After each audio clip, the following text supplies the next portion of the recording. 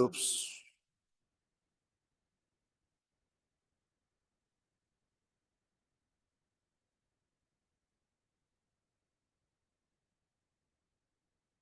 Okay. All right. So this is our week, what, week 12, right? Or week 13? It's week 12, right? I'm assuming it's week 12. Let's see. Week 12, yes. Week 12, Monday. And today is 24.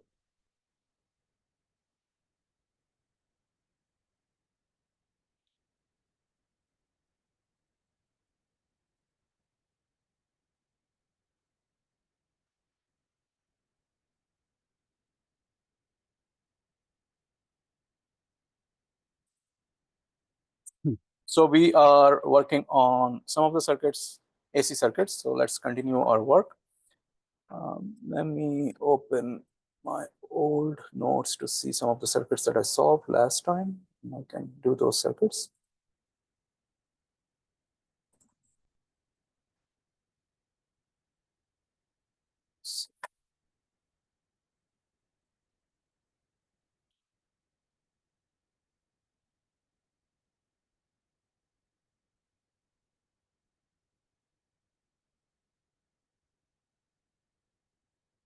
Okay, let's see, what is this problem?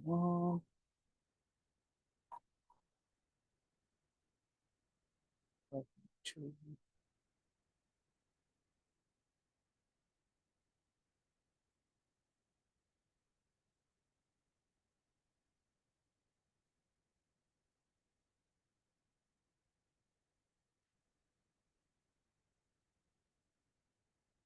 Okay, let's do some of these problems.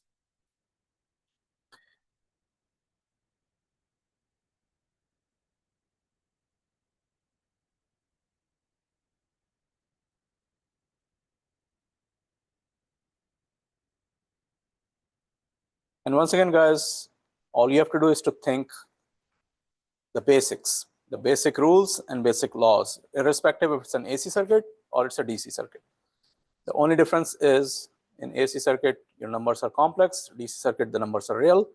All the rules, laws, they are still the same, and you apply them exactly the same way that you apply in your DC circuits.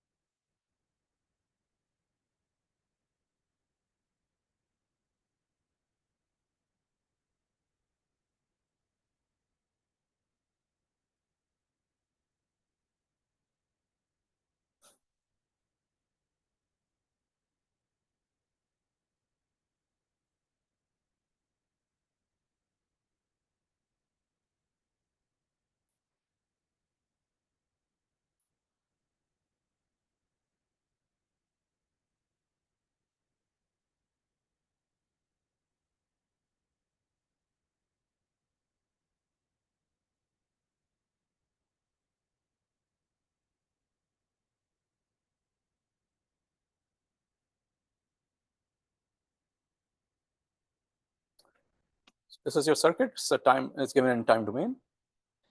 And let's see what we have to find. Calculate.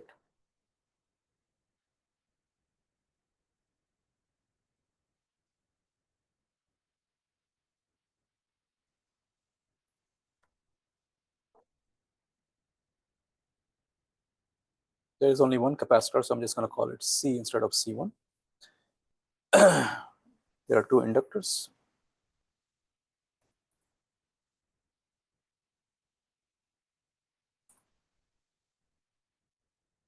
IC, and then R2 is here. So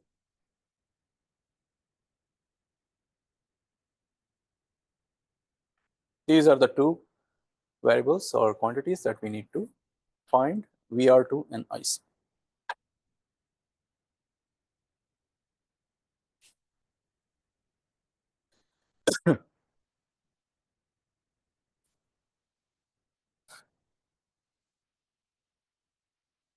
Yes, there is 46 degrees, yes.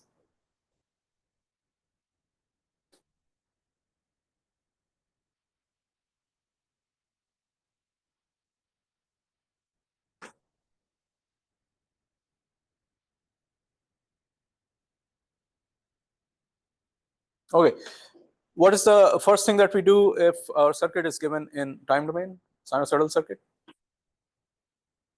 Convert into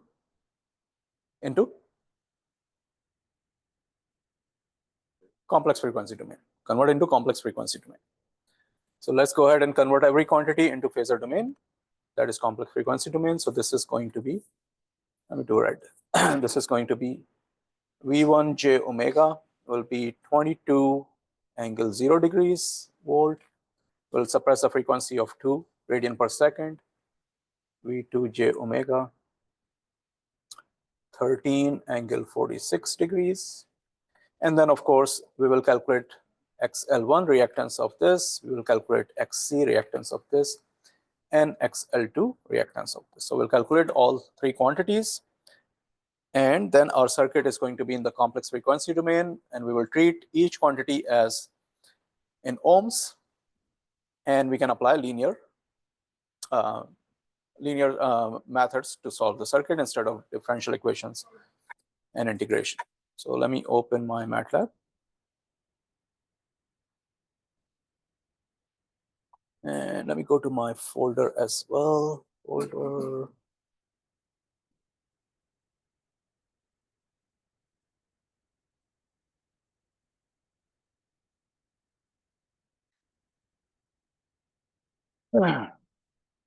All right. So now let's go ahead and plug in the numbers. So my omega is 2. So first I'm going to define my omega. My L1 is 10. My R1 is 17. My C is 100 millifarad. My R2 is 20. My L2 is 5. And my R3 is 22. My XL1 is going to be I times omega times L1. My XL2 is I times omega times L2. And my XC is 1 divided by I times omega times C.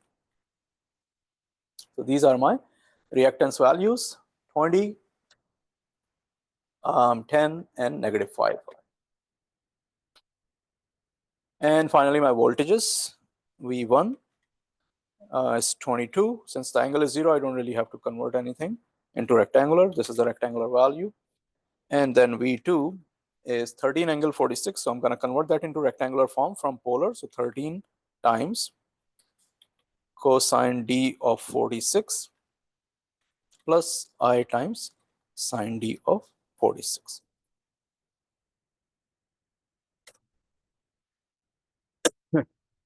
Remember, when you're going from polar form to rectangular form is magnitude times cosine of the angle, that's the real part, plus I magnitude of sine of the angle is the imaginary part. So all the values are saved in these variables. And once you have them saved, you don't have to worry about that. You just have to write, you just have to analyze your circuit and then write the equations in terms of the variable. And when we get our final equation, then we're gonna go ahead and plug that, write that equation in Octave, and the values are going to be substituted automatically and result is going to be generated. So once again, guys, do not pay attention on solution part, pay attention on analysis part and getting your equations right for every circuit. Solution is baby's game, as you can see, but analysis is important where many of you are making very basic mistakes. So that needs to be corrected. So now let's go back and look at the circuit and decide what should we do to find these two values, the voltage across R2 and current in the capacitor. Who is going to tell me what approach should I make?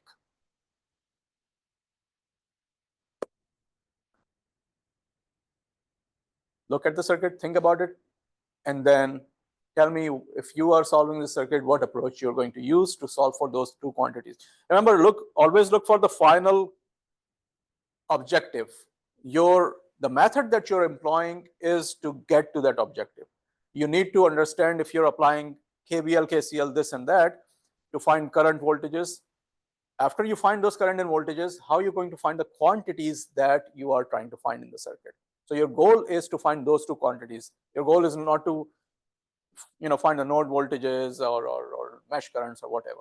The goal is to find those. Now, to find those two quantities, yes, you may have to find node voltages, you may have to find mesh current or whatever. That's the process that you have to go through to find that. But you have to be very clear, if I do this and I get these values, then using those values, I will find my required quantities. So who is going to tell me, if I have to find those two quantities, what method, any of you, what method you are going to use?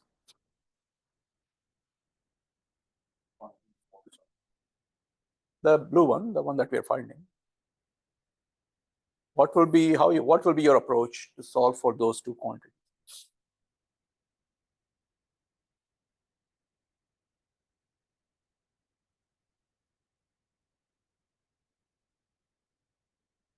Yes, anyone?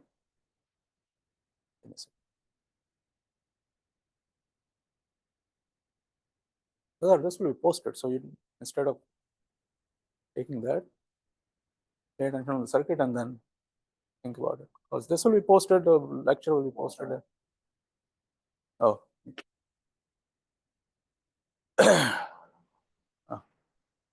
You cannot see that goes either. Oh, you're not wearing lenses? Oh.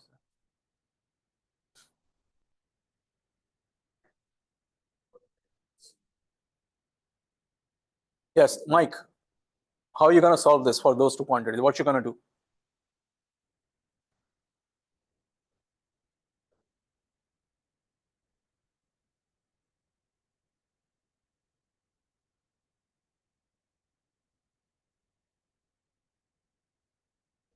Okay. So what method you are going to apply? You're calling this node A, you're calling this node B. What method you're going to apply in order to find nodal analysis? Okay, all right. You can do nodal analysis and find the voltages at node A and B. And once you find the voltages at node A and B, how are you going to find VR2?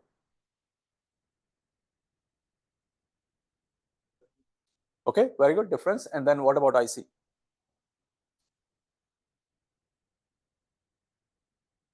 Mm-hmm. Mm-hmm.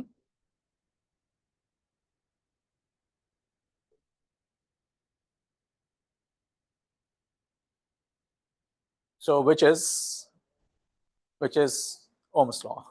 Yeah, so the answer is we're going to apply Ohm's law to find the current through IC, and then simply the subtraction of voltages between A and B to find VR2. So that's the easiest method to go about this.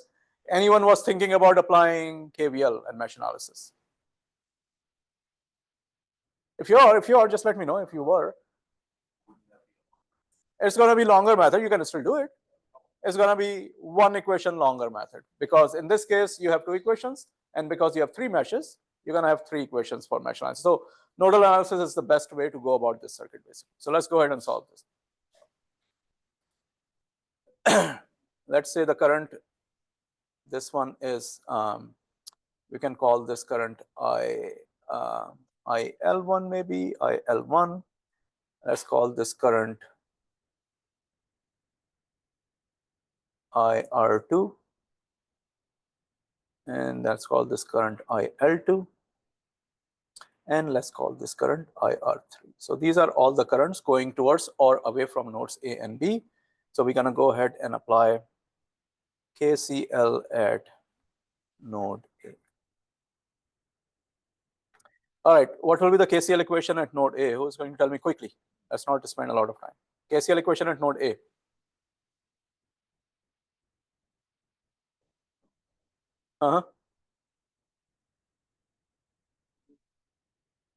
Okay, very good. IL1 equals IR2 plus IC. And from this, we can apply Ohm's law. IL1 is what? Come on, don't spend time.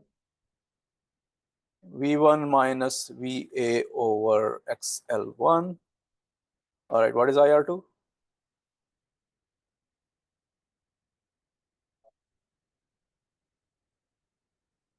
VA minus VB over R2. And what is IC?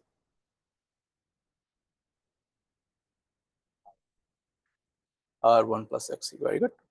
So this is my nodal analysis, and then the unknown quantity, of course, is VA and VB. V1 is the known quantity. So let's move all the known quantities on one side and all the unknown quantities on the other side. I'm going to take this VA on this side of equation, and I'm going to write down VA 1 over XL1 from this plus 1 over R2 from this plus 1 over R1 plus XC from this minus VB over R2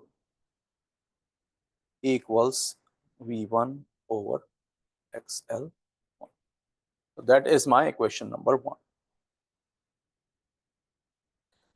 VA and VB, of course, are the two unknowns. 1 over XL1, 1 over R2, 1 over R1 plus XC minus VB over R2, and then V1 over XL.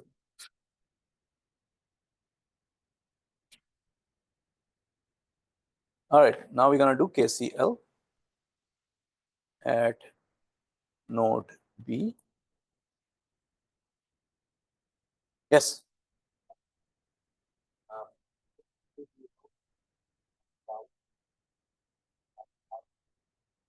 You can apply KVL whichever way you want.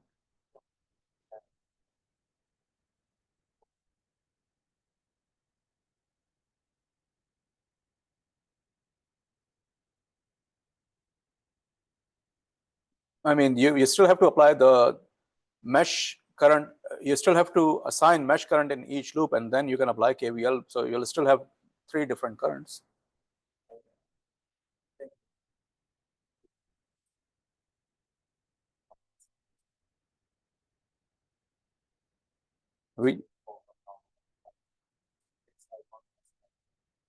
No, but they're not in series.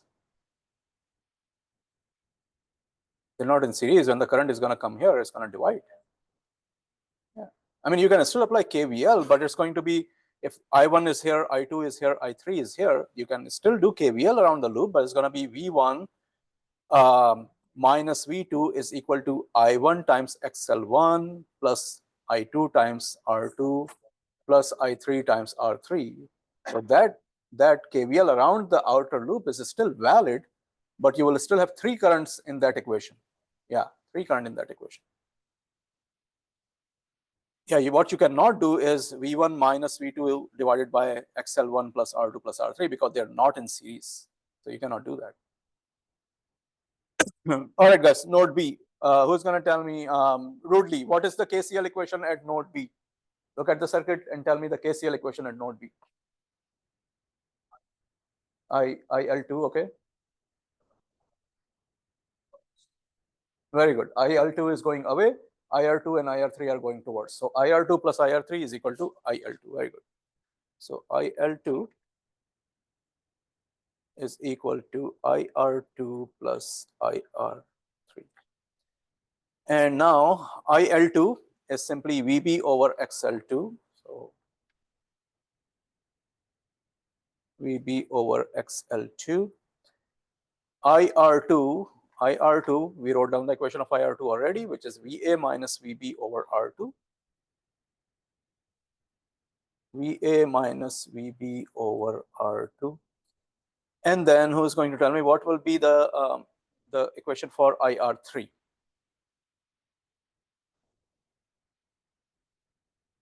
Very good. V2 minus VB over R3. Very good.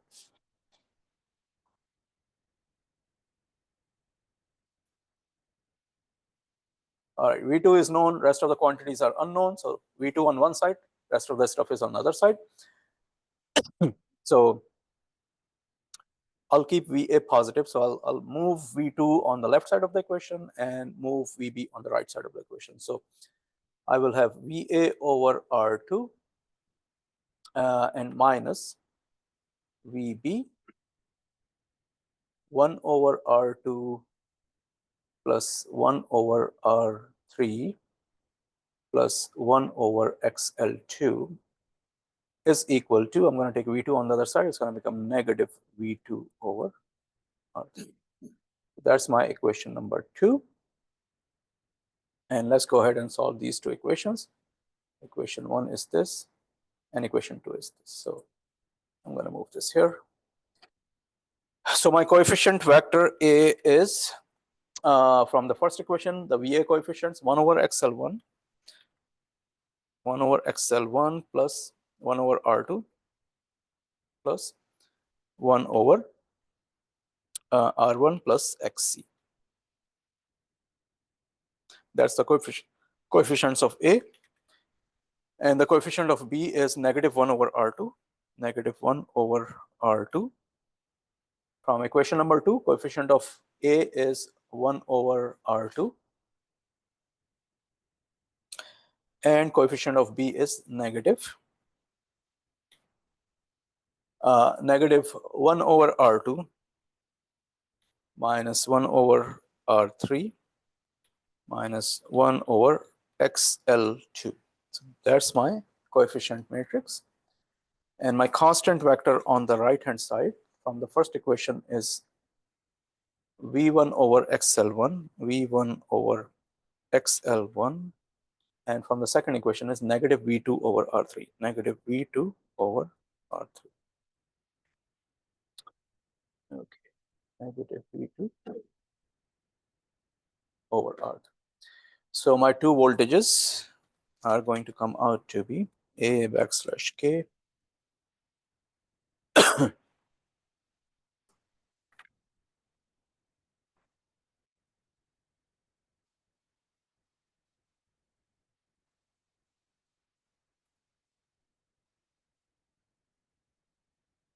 solving 1 and 2 simultaneously. VA is coming out to be 3.85.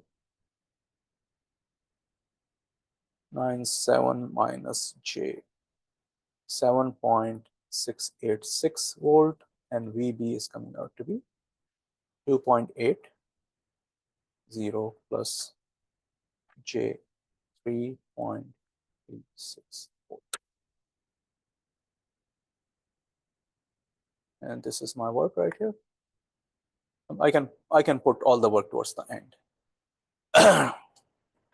So these are my two values. Now my goal, remember, is not to find VA and VB, so I can leave these in rectangular form. Your final result, whatever you're finding, that has to be in the polar form, remember.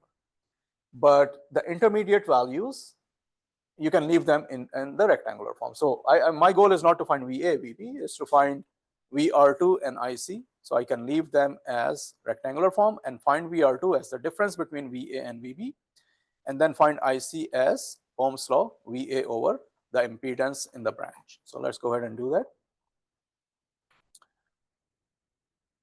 This implies VR2 is equal to VA minus VB, and IC is equal to VA over, what was that, R1 plus XC.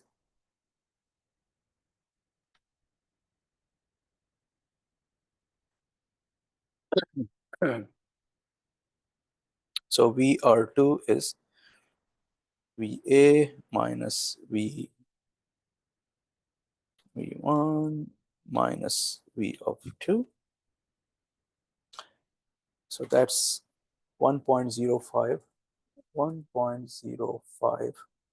9 minus J 11.047, which is equal to, in polar form, absolute of VR2 and angle of VR2 times 180 by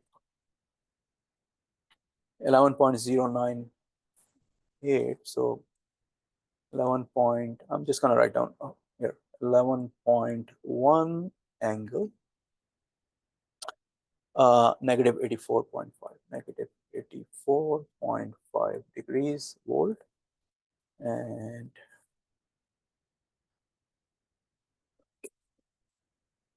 guys, again, this should not take you long, again, because remember, I'm doing everything in MATLAB. So this is just a solution, just plugging in the numbers. So you should not take long for this thing, because you're just going to be losing time the more time you're going to spend on this. And that's why it's always easier to do that in MATLAB. But unless you're doing practice, you cannot just start doing it right away. You have to do practice for that. Yes. Yes. I'm gonna show you the work. If I keep moving it, it's gonna take longer. So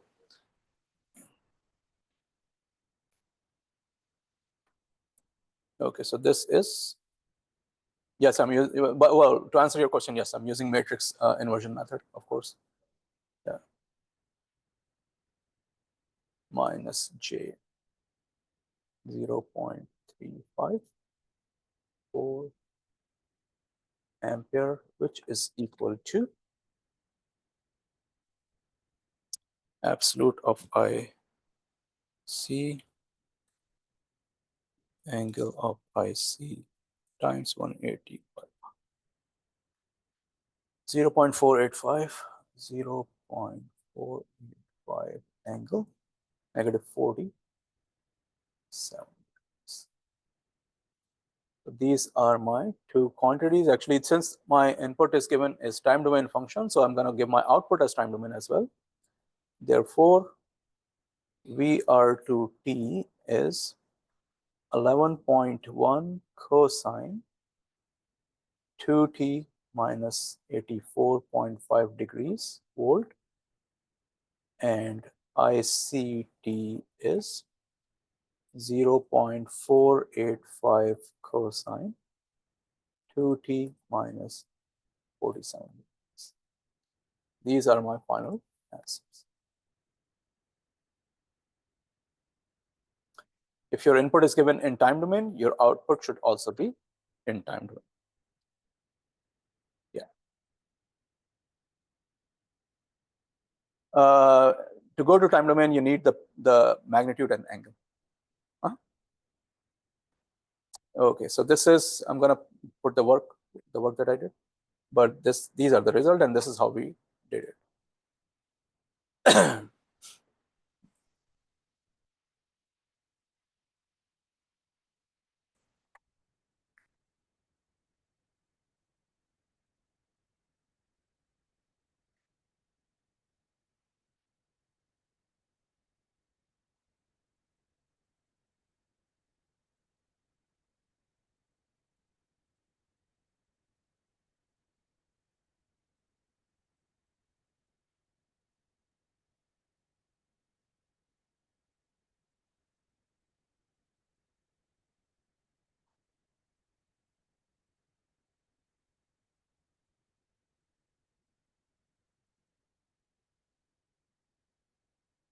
Okay, so I pasted all the work that I did, but it's not difficult. But if you have any question about the problem, then please go ahead and ask.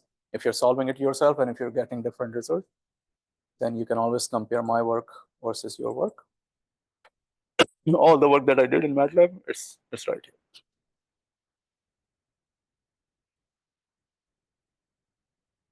Yeah.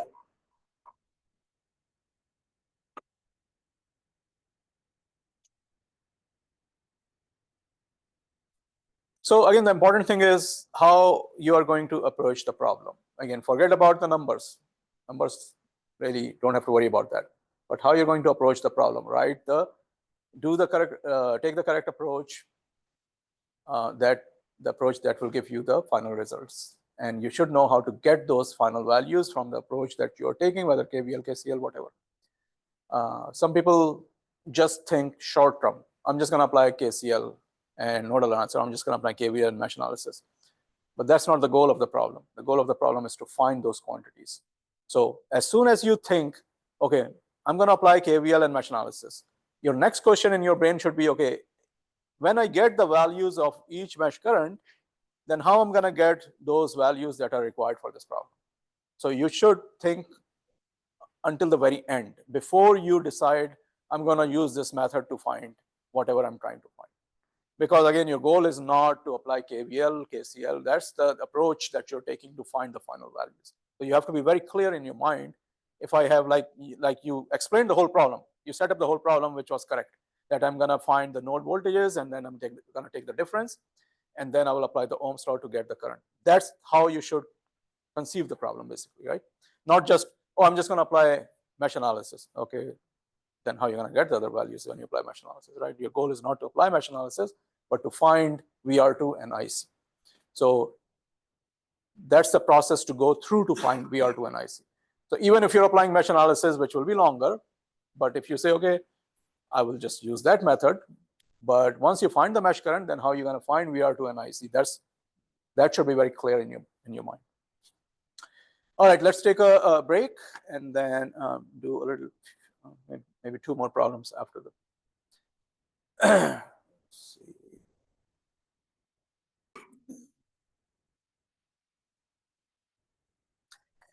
All right, let's go ahead and solve one more circuit.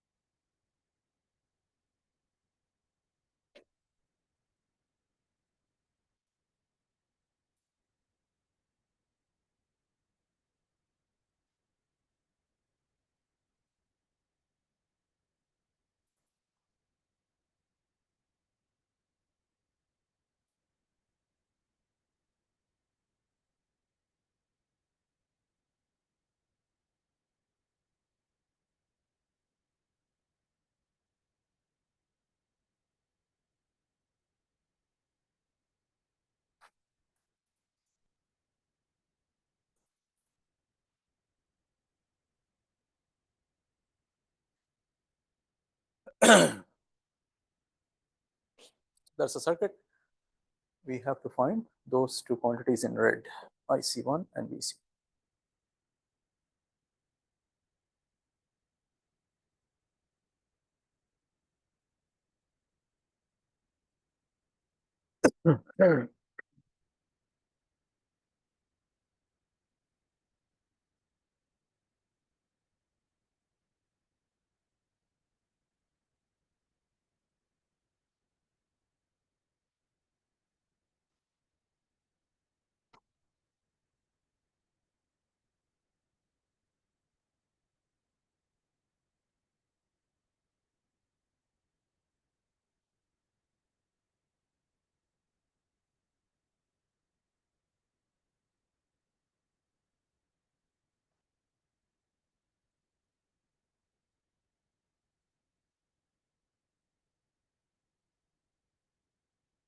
Okay, so who is going to tell me what should be our approach to find those two quantities?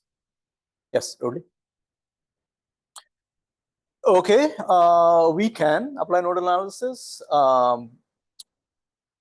Anyone else? We can also apply mesh analysis. In this case, actually, nodal and mesh are going to give us the same number of equations. Why, Rudy? Why? We know the current in that mesh, exactly right. So in this case, you can either apply nodal analysis or mesh analysis to find either mesh currents for the middle mesh and the left mesh. That we already know the current. Or we can apply nodal analysis to find the node voltages on those two nodes over there. Once we have, whichever approach you're taking mesh or node. We already solved one problem with the nodal analysis, so we can solve this in mesh analysis. If we are solving this problem with mesh analysis, how we are going to find IC1 and VC2? If we know once we solve it and we find the current in each mesh, of course we already know the current in the right mesh, but if we find the current in left mesh and the middle mesh, how are we going to find IC1 and VC2? Because again, those are two ultimate. Yes, Chris, you're saying something.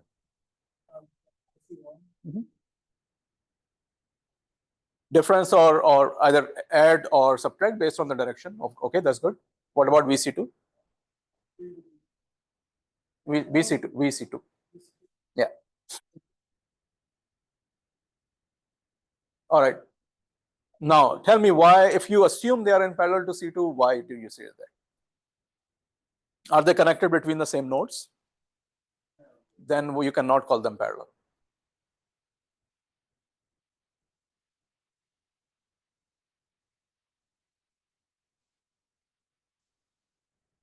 Multiply. Yeah, you can apply Ohm's law. Yeah, you find the current passing through C2 and apply Ohm's law to get VC2. Okay. Yeah, so if you want to know VC2 and if you know the mesh current in each of the mesh, if you know the current, you can find the current passing through C2, which will be either the sum of the two mesh current or the subtraction between the two mesh current, depending on the direction that you're taking. And then once you know the current passing through C2, then you can just apply Ohm's law. I times XC2 will be VC2, right? Because first you have to convert everything into complex frequency domain anyways. So everything is going to be in terms of ohms. So let's go ahead and convert everything into complex frequency domain. This will be IS j omega, which will be, of course, the magnitude is 1 and the angle is 20 degrees. Ampere. Let me clean this up a little bit.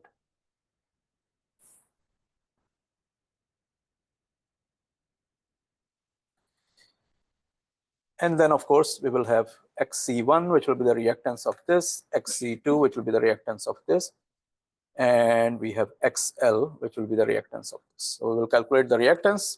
XL will be j omega L, XC will be 1 over j omega C. So let's go ahead, and then we can also assign some current directions. Let's say the current here is this, I1. Let's say the current here is this, I2, and this current is in this direction anyways, so we will assume this current, IS, to be in this direction. All right, let's open MATLAB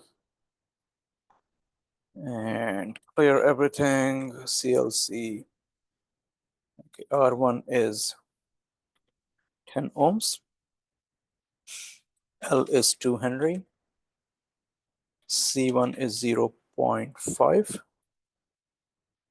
R2 is 22, C2 is 0.2, and R3 is 15.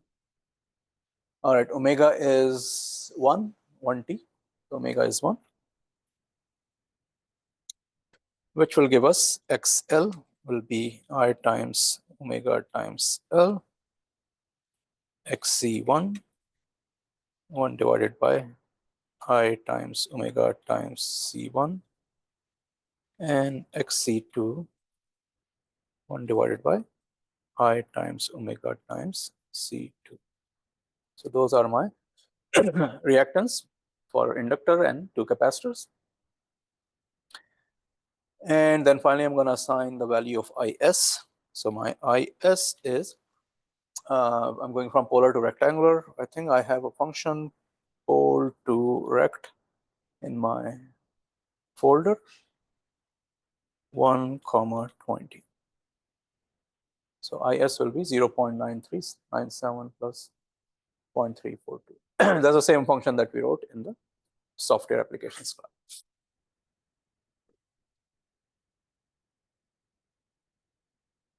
And again, if you don't have the function, you can just use 1 cosine angle 20 plus j 1 sine angle 20.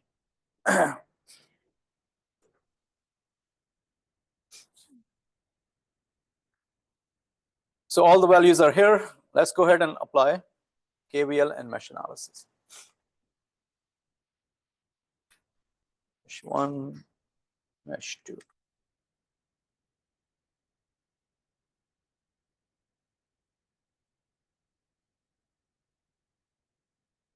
What will be the equation of KVL in mesh number 1?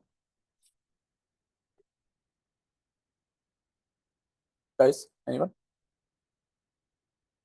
Okay, keep going. No, use variables. Don't use numbers. No, not L, XL. XL, yeah. XC1. Okay, so I1, R1 plus XL plus XC1. Okay. I2 times XC1. Okay. Finish it. No, this equation. Finish this equation.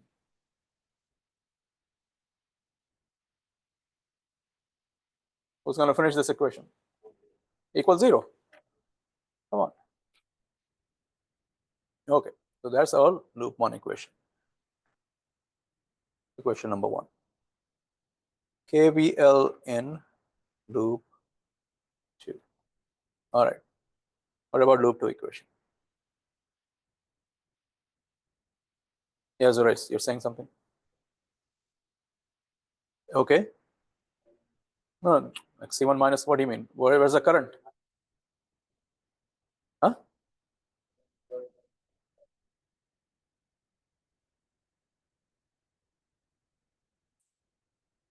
Give me the equation like we wrote for the loop 1. Give me the equation of KVL.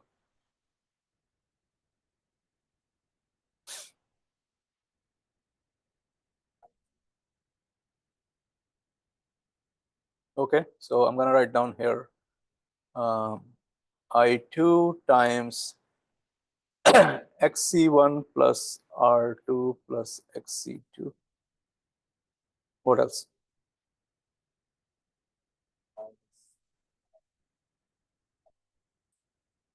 Minus I1 XC1. Okay, what else?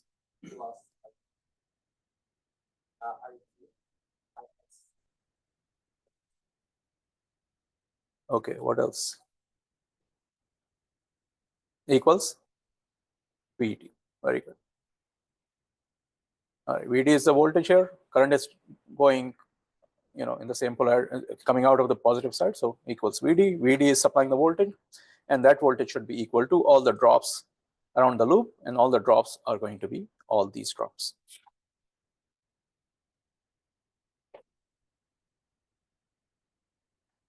You have question, then ask. If you have, remember, anytime you have any doubt, make sure you ask, make it clear so that you don't make mistakes. Yes, Riz.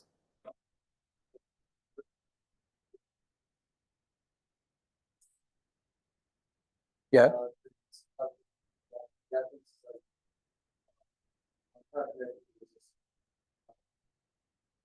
Yeah, we already calculated it, right? Yeah, XC1 is negative 2I ohms or negative J2 ohms, and XC2 is negative J5 ohms.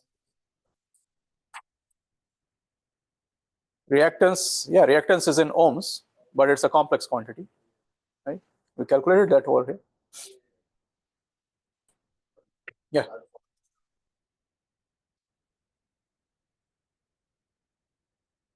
With the current direction, yeah, coming out of the positive side.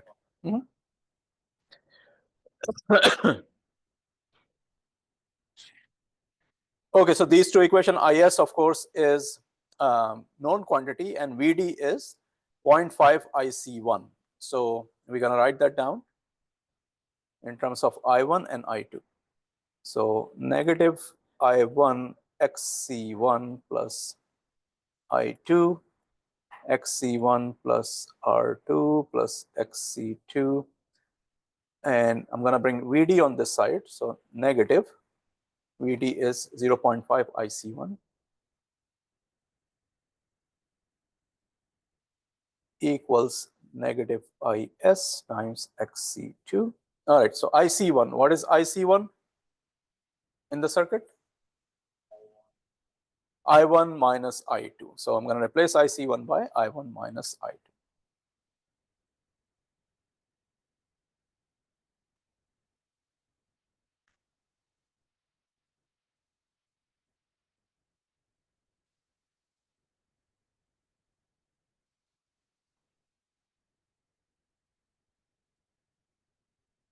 And that is my equation number 2.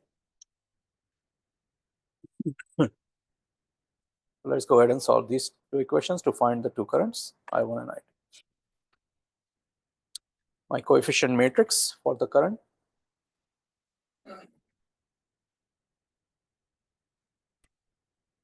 From equation number 1 is R1 plus XL plus XC1. R1 plus XL plus XC1 is the coefficient of I1. Coefficient of I2 is negative XC1. And in my second equation, coefficient of I1 is negative XC1. And coefficient of I2 is R2 plus XC1 plus XC2. R2 plus XC1 plus XC2. That's my coefficient matrix. And my constant vector on the right-hand side from equation number 1 is 0. And equation number 2 is negative IS XC2. Negative IS times XC2. Okay. Therefore, my two currents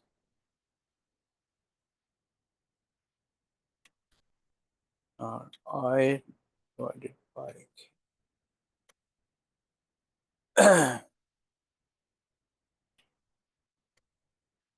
so my two current values, I'm going to write down the values.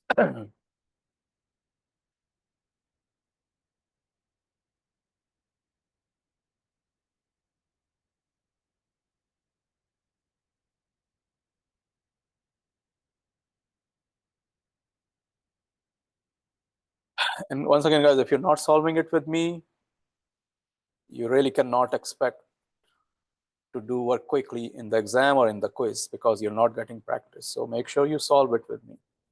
Use MATLAB, use whatever. I would say use MATLAB, of course, because it just is very quick.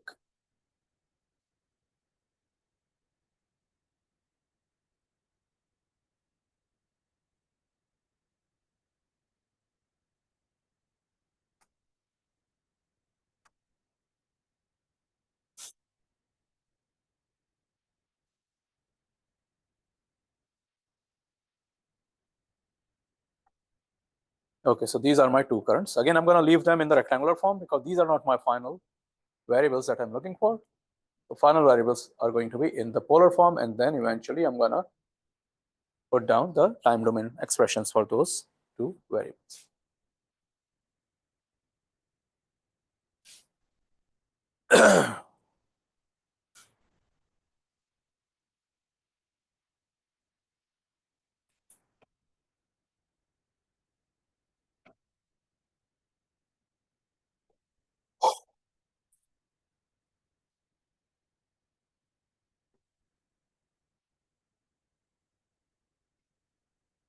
Let me know if you're getting same result or different result.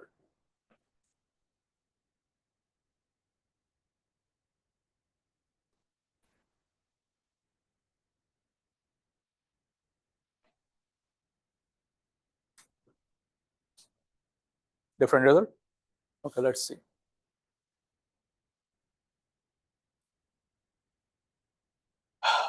See my Values, let me check my values first. R1 is 10, L is 2, C1 is 0.5, R2 is 22, C2 is 0.2, R3 is 15, XL, XC1, C2, and then IS is roto rectangular 1 angle point. This is my IS.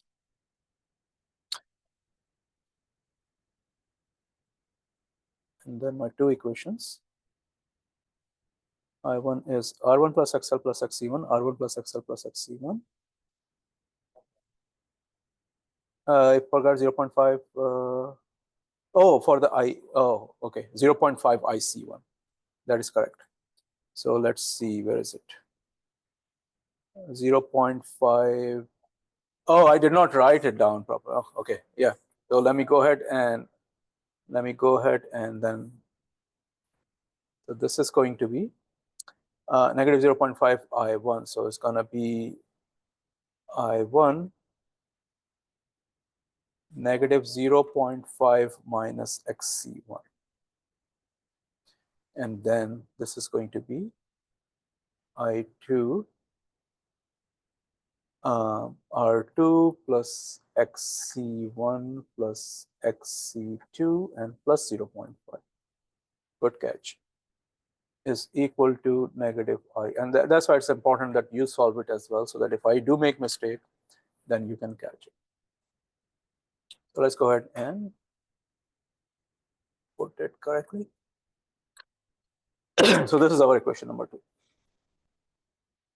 Equation number 2. So let me write down again. What was that? I is equal to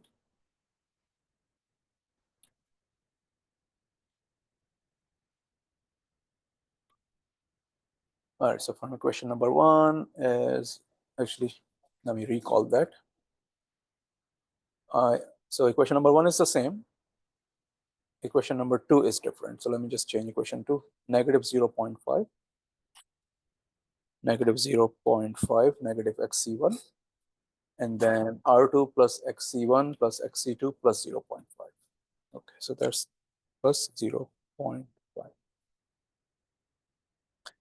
Okay, and the constant on the right side, they are the same. So let's go ahead and then recalculate currents.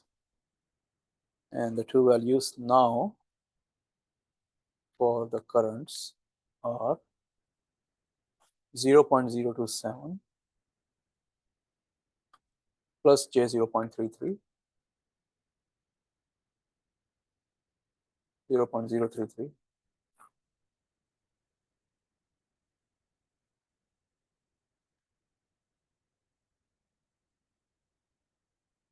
and this is negative 0.125 plus J 0.167. Are they correct values? No, still not. Okay, let me see.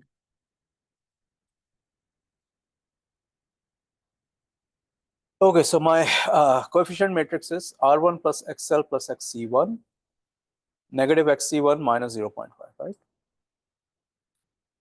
R1 plus XL plus XC1, negative XC1 minus 0.5. And then negative XC1 for I2, negative XC1, and then from equation 2, R2 plus XC1 plus XC2 plus 0.5. R2 plus XC1 plus XC2 plus 0.5. And my constant vector is the same, which is this 0 and negative IS times XC2. So, can you check your work? Anyone else who got the result? Anyone else who is working? It seems like only Eunice is working. Anyone else who got the result? No one is working? No, except you. Is there anyone who is working?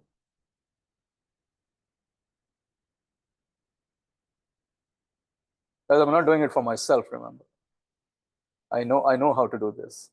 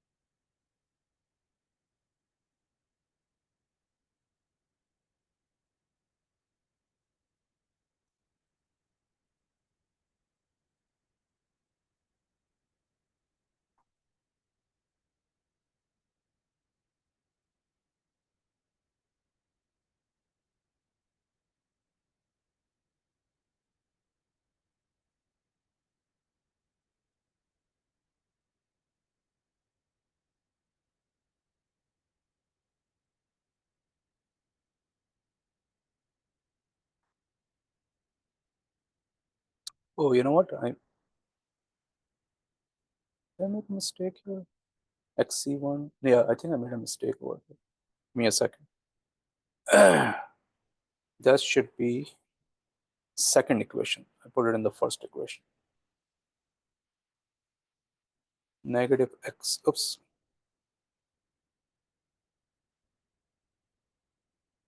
Negative xc1, this should be negative xc1 minus 0.5. The second equation, I put that in the first equation. Negative 0.5 minus xc1. Okay, let's try again.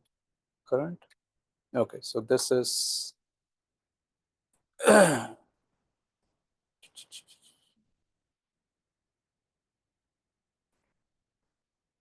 right. So let me rewrite my result because I made a mistake in creating my coefficient matrix. So this is 0.033 plus j 0.025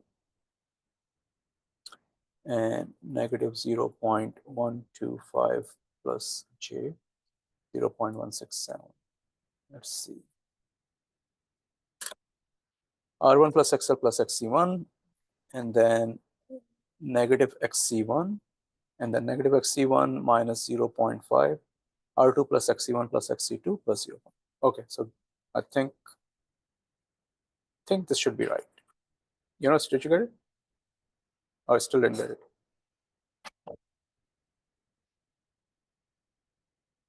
Yeah, I think this is right because now my equations are entered correctly.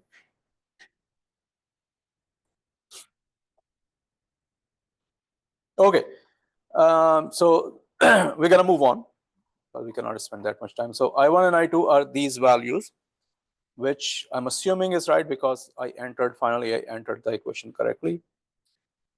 Now, once I have I1 and I2, then goal is to find IC1, and IC1 of course is I1 minus I2. Therefore, IC1 is I1 minus I2, and VC2 is IS plus I2 times XC2. And VC2 is IS plus I2 times XC2. Let's go ahead and calculate that.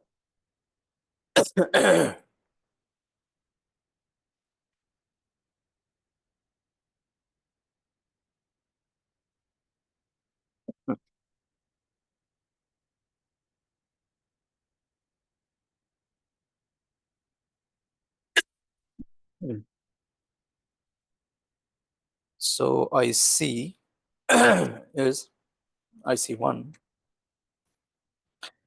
is I1 minus I2, which is 0.1586 minus J is 1.424 minus J 0.1424 ampere, which will be in polar form.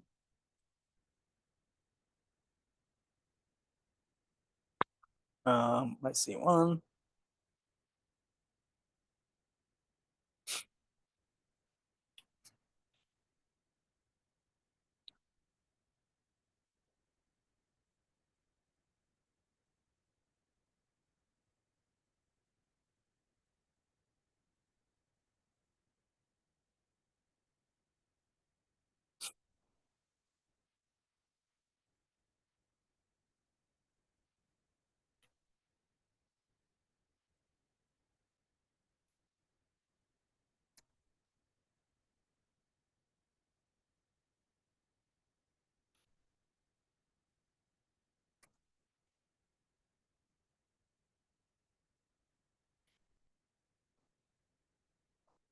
0.2132, 0.213 angle, negative 41 or negative 42 degrees.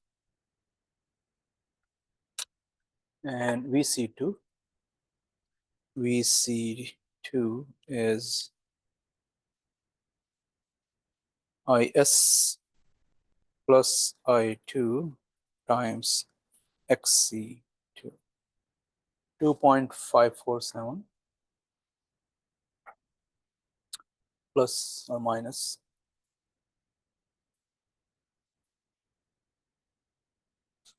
4.07.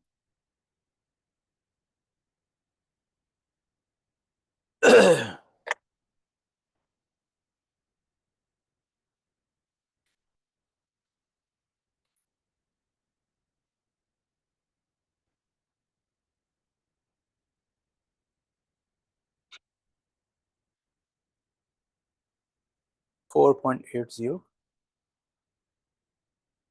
angle, negative 58 degrees.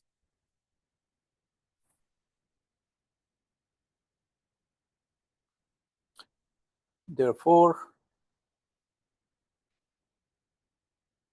IC1 is 0.213 cosine of t minus 42 degrees ampere, and VC2 is 4.8 cosine t minus 58 degrees. And these are our final results.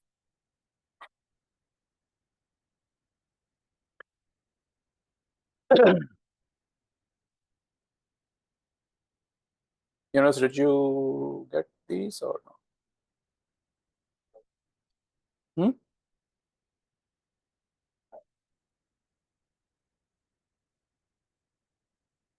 You made a mistake somewhere, okay?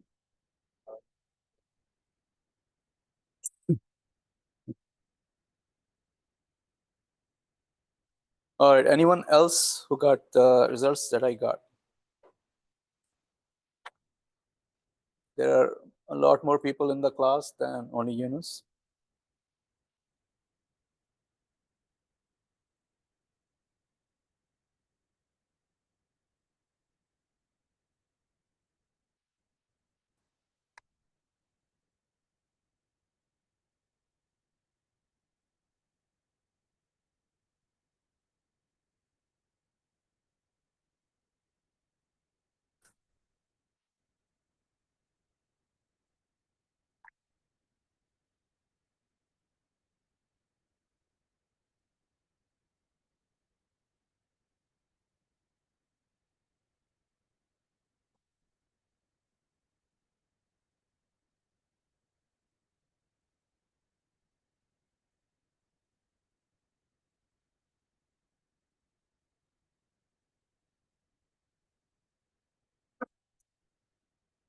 All right, so all the work that I did, I removed the I did not copy the lines where I made mistakes, but this is the correct one.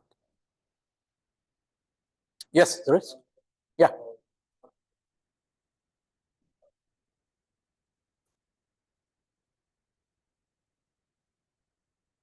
Okay.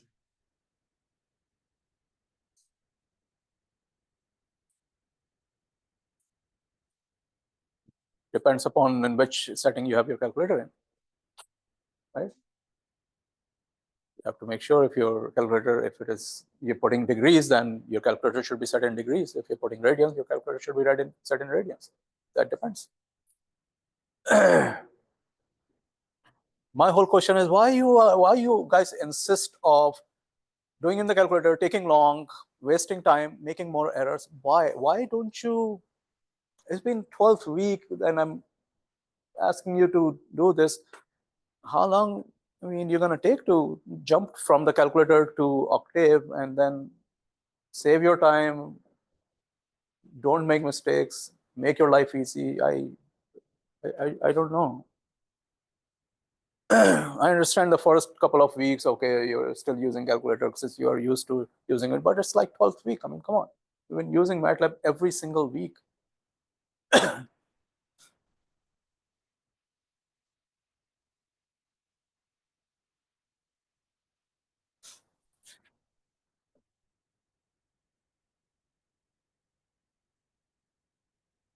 Right?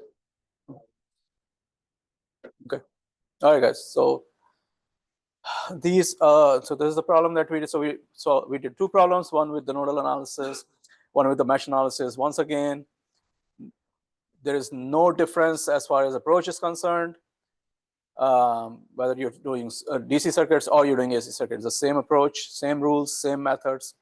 When it comes down to the solution, we are just using variables, putting the numbers either as a complex number or real numbers based upon if you're doing AC analysis or DC analysis. So really, the whole thing is how you are approaching the problem, that what it's count. Solving it is really no issue. If you want to make it an issue, it's going to become an issue. If you're going to persist on using calculators and making mistake, taking long, then it's your headache. And you can make a mess, real mess. But if you want to be efficient, then I showed you the efficient way to do it.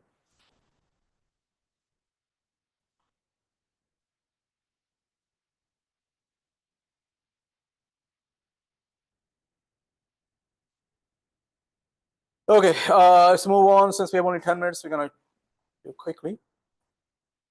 By the way, impedance, of course, we know impedance is when you sum in series or in parallel your resistance and your reactance, parallel combination, series combination, that's called impedance. What is the opposite of impedance? Anybody remember that? Huh? No, opposite. Like for the resistance, you have conductance, right? For impedance, you have, it's called admittance, if you remember from AC. So opposite of impedance is admittance. So impedance, of course, R plus X, and admittance, and this is Z, of course, and the admittance is Y, which is 1 over Z. This is in ohms, and this is in Siemens.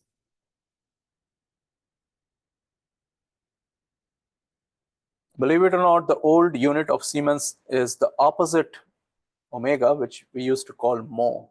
They don't use it anymore, but it's the opposite of ohm. That used to be a unit of admittance, but now we just call it Siemens.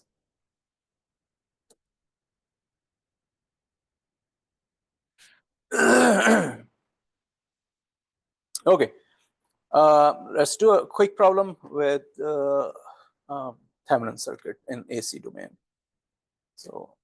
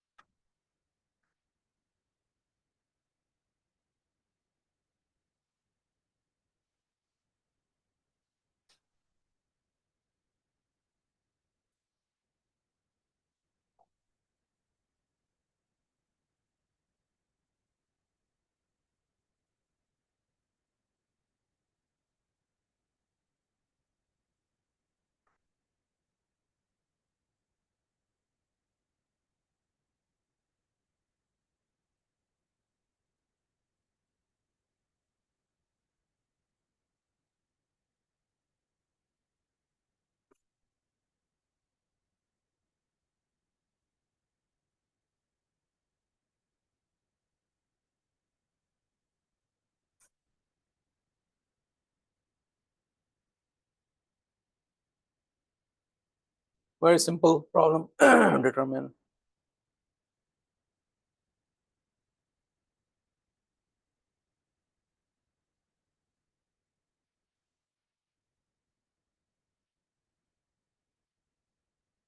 between nodes A, B.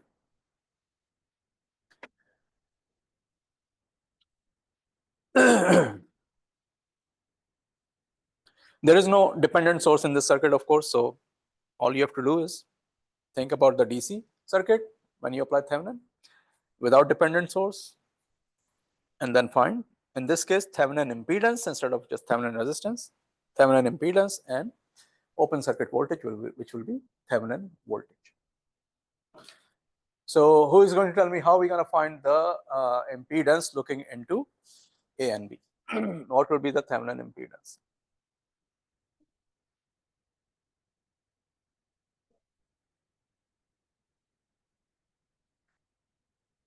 Yeah, and then combination. All right.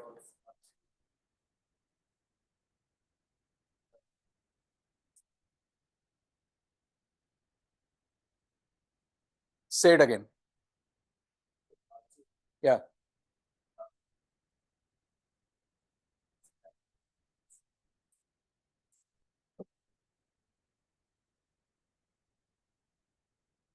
No, no. Anyone else? Yes. What's going on, guys? You short circuit the source, right? Short circuit the source, then how are you going to combine the components when you short circuit the source? Huh? With XC, yes. No. Yeah, those two are in series with XL, and then is parallel with R2. Yeah. So R1 parallel with XC, series with XL, parallel with R2. You guys are struggling with parallel series. I mean, come on. When you short circuit this, R1 and XC will be in parallel. That will be series with XL, and everything is going to be in parallel with R2.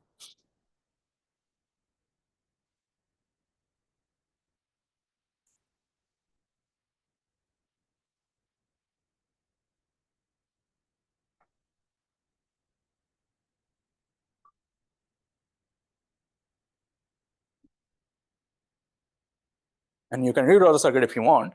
I'm not going to do it right now. I don't have time. But if you want, you can redraw the circuit to see if it works. But you can just imagine, and you can see R1 and R2, once you short circuit the source, R1 and XC will be parallel in series with XL, and the whole combination will be in parallel with R2 between nodes A and B. Again, you have to always look between the nodes where you're finding the Thevenin. So let's go ahead and do that.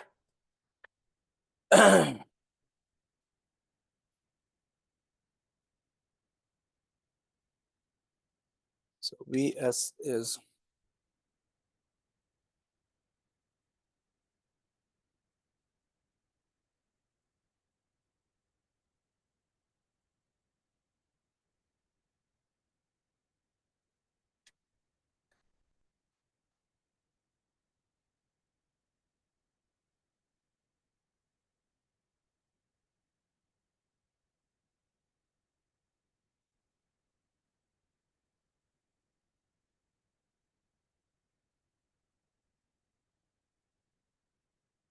okay. So my Z Thevenin is parallel combination of R and XC. So I'm going to use my function, parallel function,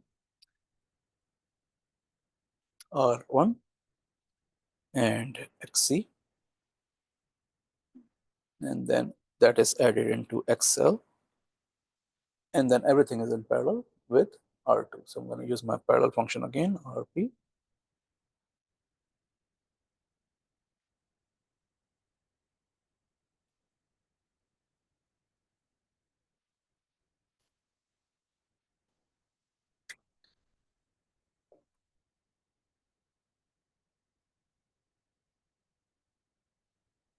And it's coming out to be a purely resistive value, 85.714.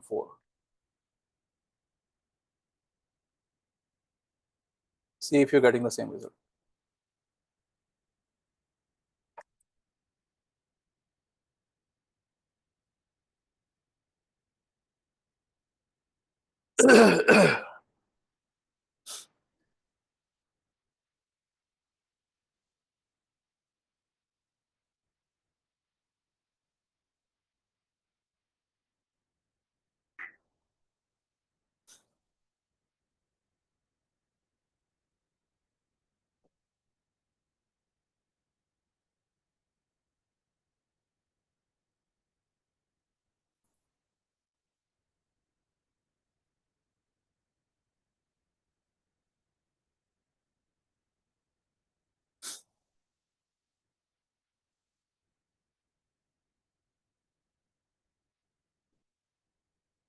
Anyone getting the same result?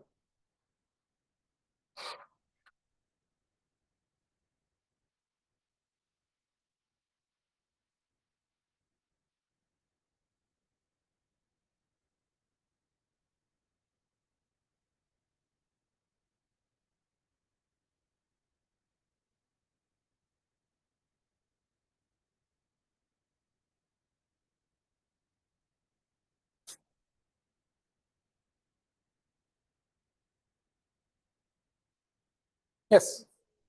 Good. You got it? Huh? You got it? Anyone else who got the same result?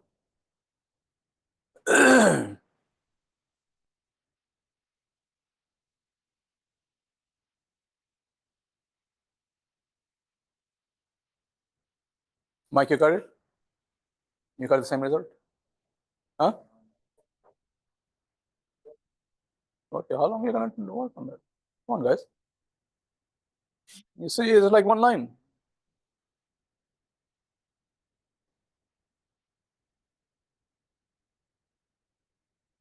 This is, we did that. I mean, okay, let's move on since we don't have time. Let's move on to calculate Thevenin. So who's going to tell me how we're going to calculate Thevenin? What should we use to calculate Thevenin?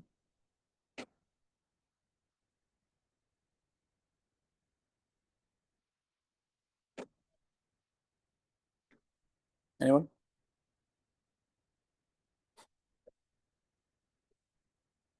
Yes, and how are we going to calculate that? What approach should we take to calculate VR2? No, we calculated Thevenin already. It's right there, 85.714. Thevenin. For Thevenin circuit, you need Thevenin and Thevenin.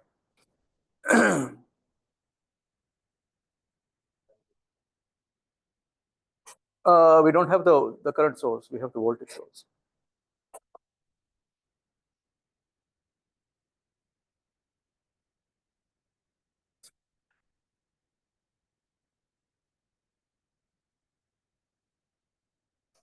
Yes, if you shut the source down, if you shut the source, then that's the Thevenin.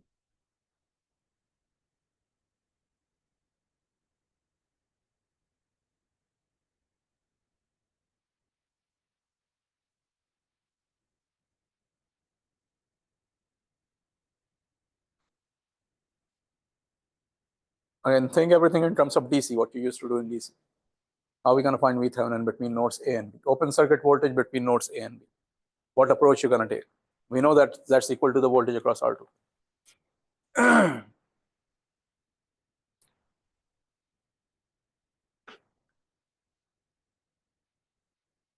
Say again. Where's VA and where's VB?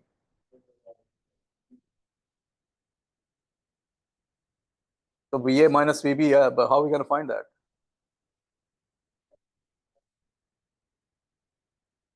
Okay. That might be the easiest way to go. That might be the easiest way to go is to find the node voltage at the capacitor. This, let's say C. Find the voltage across the capacitor, VC, and then that voltage is across XL and R2. So we use voltage division to find the voltage across R2. So let's go ahead and do that. Let's say this is my current I1, IC, I2. So we apply KCL at node C, and that's going to give me I1 equals I2 plus IC. All right, what is I1? Vs minus Vc over R1.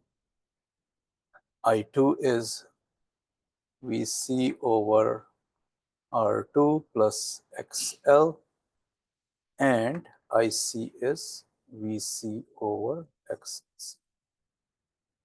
So from this, we can find the value of the voltage Vc. Vc will be equal to Vs over R1, everything divided by, take this on the other side. So the coefficient of Vc is going to be 1 over R1 plus 1 over R2 plus XL plus 1 over XC.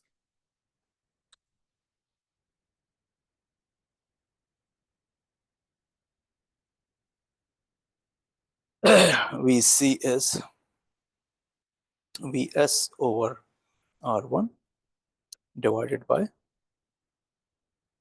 1 over R1 plus 1 over R2 plus XL plus 1 over XC.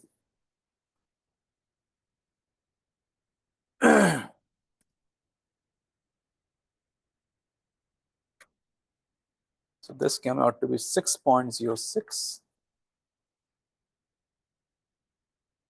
plus J 1.01.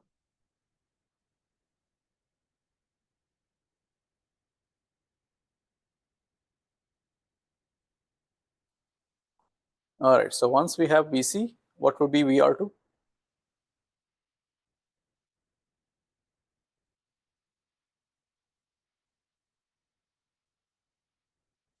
What equation are we going to use for VR2, guys? We're going to use voltage division. So what will be the equation?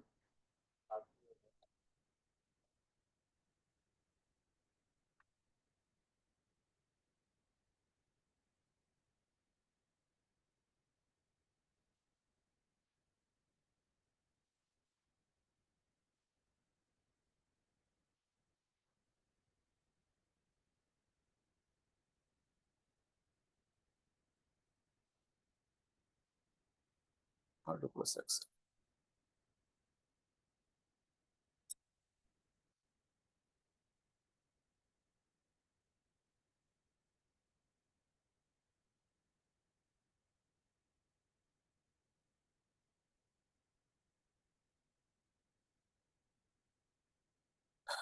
And this coming out to be 6.06. Purely resistive voltage. There's a very small value, if you do in MATLAB, very small value associated with the imaginary component, but its exponent is negative 16. So I'm just going to ignore that. So that's just going to be 6.06 volt. So your Thevenin circuit is going to be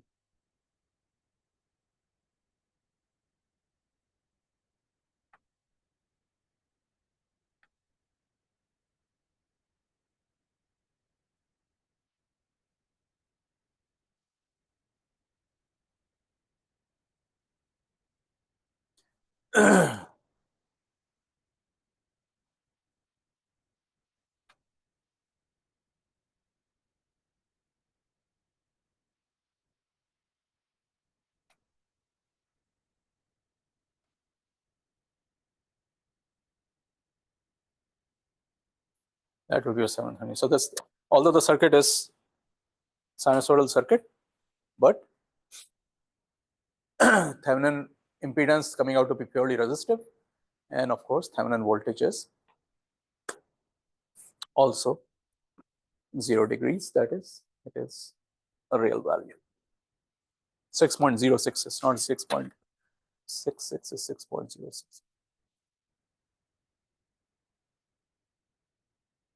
All right. Anyone else got the same results? You got it? Okay. Now, one thing before we leave quickly. When we are doing the AC Thevenin equivalent, of course, methods are the same. When you have the dependent source, you cannot do this. You have to use either the test source between the open circuit AIB and find the test current, and then take the ratio between the test voltage source and test current to find the Z Thevenin. Or you short circuit the terminals and then find the short circuit current, divide the Thevenin voltage by the short circuit current to find the Z Thevenin. So again, methods are going to be exactly the same as what we employed in the DC Thevenin circuit. If you have dependent source, you cannot combine resistor or combine components to find Z Thevenin.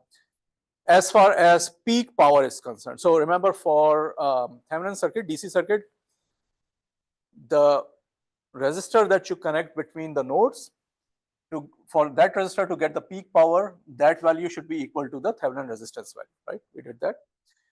In the AC circuits, the impedance that you connect between the load, that impedance has to be the complex conjugate of the Thevenin impedance in order for the load to receive peak power. And this peak power, we are talking about active power. Again, the next chapter, power chapter, we're going to discuss active power, reactive power, all those things. So keep that in mind. If your Thevenin impedance is complex quantity, in this case, it's real quantity. If your Thevenin impedance is complex quantity and you want the load to receive maximum active power is basically in watts, the power that we pay our bill for, basically. If your load, you want to receive the maximum active power, then your load must be the complex conjugate of the Thevenin impedance. So we're going to stop here. And then next week, we may do one more problem and then start the power chapter, AC power chapter, and then solve some problem. When we're doing AC power, of course, we have to do all the AC analysis anyways. So we'll keep doing AC analysis and then include the power in that as well.